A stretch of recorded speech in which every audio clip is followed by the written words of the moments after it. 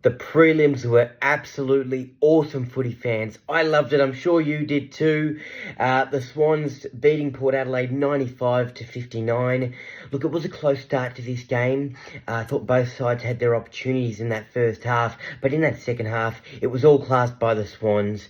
So much depth in this team was put on display, and it was a very well-polished Sydney Swans side who put their foot down and storm in to the grand final. Well done to the Sydney Swans. John Longmire and this team, they've been the benchmark all year, and they finally get their chance to lift that Premiership Cup.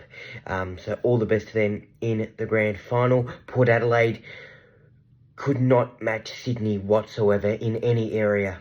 I thought they started off well, but once Sydney started to kick a couple goals, link up with their chaining handballs, Port Adelaide didn't have any answers. And Ken Hinkley, well, his job's on the line, and I'm sure that there'll be a lot of reports in either the next couple months or heading into next year for Ken Hinkley's coaching position. The Geelong Cats, they took on the Lions. What a game of football. This is finals football at its best. We saw Geelong have a really good start to the game. They led by about 3-4 goals at one stage. They lose 85-95. It was a great contest. The Lions fought back well, especially in that third quarter. And it set up for a grandstand finish in the fourth. Cam Rayner, Calamachi, Brandon Starcevic, honourable mentions to those players. They stood out to me. They played a great role, especially in that second half, to get this Lions team over the line. And what a fight by the Lions. They believed, they conquered, similar to their semi-final against the GWS Giants. This Lions side, they don't go down without fighting. And the runners-up last year, well, they get a second chance this year, and they make it to yet another grand final. The grand final is going to be absolutely sensational. But before we get to that, quickly, for Port Adelaide, for the Geelong Cats, great to make it this far, and all the best to them in season 2025. The Swans and the Lions at the MCG, the Sporting Coliseum as I call it. The Lions by 16 points for me. I've been with them from late January this year. You would have heard my predictions. And then throughout the year, I think it was around round 9, round 10 maybe, it was either on the recap channel, it was either on my Sports Fest show. I said it'd be an interstate grand final. I was keen on the Swans because I love that Bloods culture, and I always have a soft spot for those Swannies. And I stuck with the Lions despite a few speed bumps throughout their season. And look what we've got now. I'm glad that the grand final prediction has pulled through.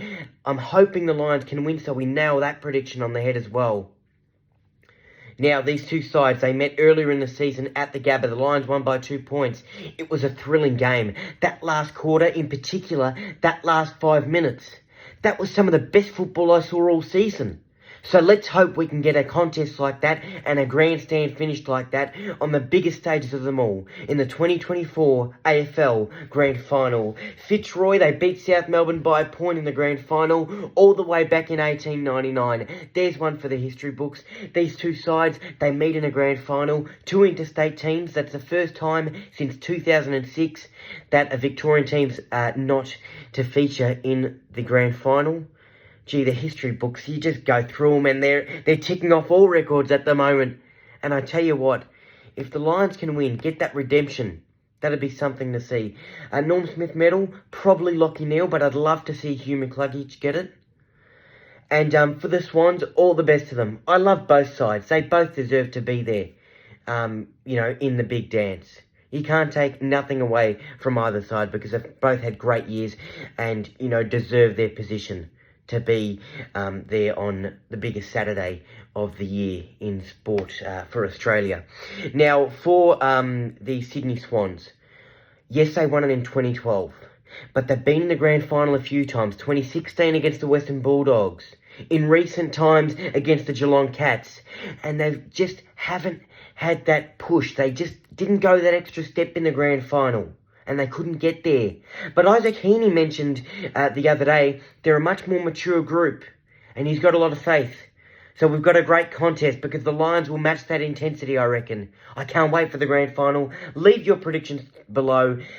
It is grand final football. I'm so excited, and all the best. May the best team win. The Lions by 16 for me. Gotta love If you footy. like that recap, make sure to give it a thumbs up, comment down below your thoughts on the previous round, and if you haven't already, subscribe to my YouTube channel. And for more of my content, make sure to follow my Facebook page and also my Instagram page. Plenty of more sports updates on there.